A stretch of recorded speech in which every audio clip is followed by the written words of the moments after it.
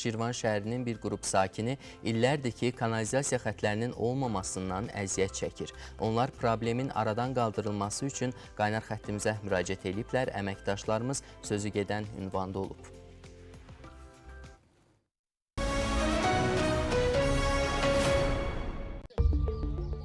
Söhbət şəhərin Vidadi küçəsi Döngə 2-dən gedir.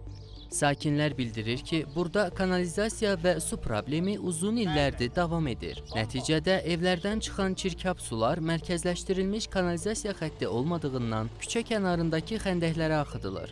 Bu da ərazidə antisanitar vəziyyət yaradır. Xüsusilə isti havalarda üfunət qoxusu sakinlərin narahatlığına səbəb olur. Kanalizasiyanı neçə dəfə mən qazdırmışam öz vəsaitimizlə. Balalarımız var, Ağcaqanaddan, ondan sonra Mışdan.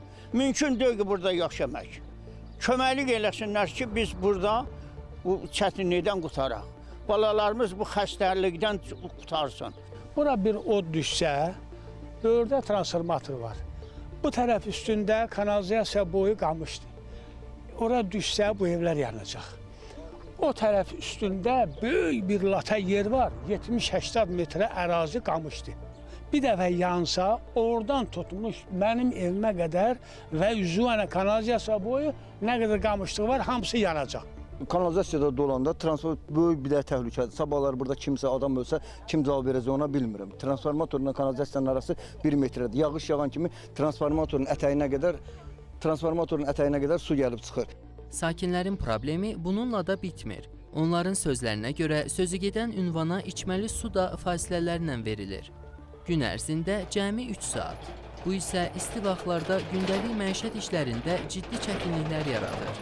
Su təchizatından çox böyük problemlərimiz var. Xeyir-şər məclisində məsələn qəti çox biabırçılıq olur. Hal-hazırda 20-30 ev və bunu da qeyd etmək istəyirəm ki, biz suyu öz vəsaitimiz hesabına çəkdirmişik. Biri 15 il bundan qabaq.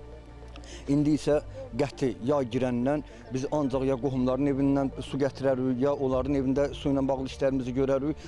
Hər iki məsələ ilə bağlı Şirvan şəhər Su Kanal İdarəsində olduq. Şifahi olaraq bildirildi ki, şəhərin Vidadi küçəsinə kanalizasiya xidmətimiz yoxdur. O zaman sual olunur. Şirvan şəhər Su Kanal İdarəsi bəs şəhərdə hansı işlərlə məşğuldur və hansı ərazilərə xidmət edir? Belə olan halda sakinlər problemin həlli üçün kimə və hara üz tutmalıdır? Adı çəkilən küçəyə suyun gün ərzində 3 saat verilməsinə gəlincə, yay aylarında 3 saatlıq su verilişi hansı sakinin gündəlik su ehtiyatını təmin edər? Mövzunu diqqətdə saxlayacağıq.